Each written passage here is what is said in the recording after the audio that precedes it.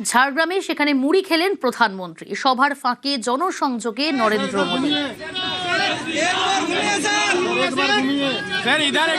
ঝাড়গ্রামে প্রচারে যান প্রধানমন্ত্রী নরেন্দ্র মোদী। সেখানে গিয়ে মুড়ি খেলেন তিনি। সভার মাঝে জনসংযোগে নরেন্দ্র মোদী।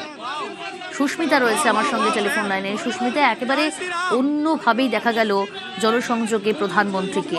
সভার ফাঁকে মুড়ি খেলেন তিনি।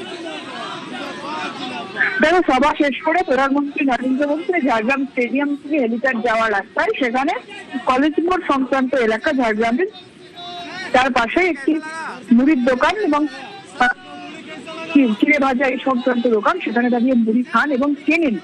তার সঙ্গে উল্লেখযোগ্য বিষয়, সেখানে তারা উৎসাহী জনতা ছিলেন, তাদের সঙ্গে কথাও বলেন।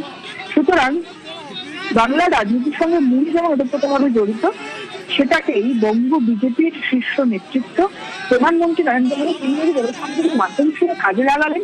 সেটা যেমন বলা বাহুল্য, ঠিক তেমনি যারা সেখানে জনগণ ছিলেন, স্থানীয় যারা মানুষের স্থানীয় কর্মীরাও ছিলেন, তারা প্রধানমন্ত্রীকে দেখে তাদের যে উৎসাহ সেটা ব্যক্ত করেন এবং তাকে প্রধানমন্ত্রী কোথাও গিয়ে বোধহয় এটা নিশ্চিত করার চেষ্টা করছেন যে ঝাড়গ্রাম এবং এই আশপাশের যে সমস্ত বিধানসভা কেন্দ্রগুলি রয়েছে সেখানে মানুষের কি জনমতটা বুঝে নেওয়ার চেষ্টা এবং তার সঙ্গে অবশ্যই নির্বাচনের আগে জনসংযোগ সারা একেবারে। এবং এই ছবিটা একেবারে অন্যভাবে দেখা গেল, খুব সিগনিফিকেন্ট, কারণ এইভাবে জনসংযোগ প্রধানমন্ত্রী সারলেন। সত্যি এই ছবি সাম্প্রতিক ঐতিহ্যে কবে দেখা গেছে সেটা সত্যি মনে করা যাচ্ছে না।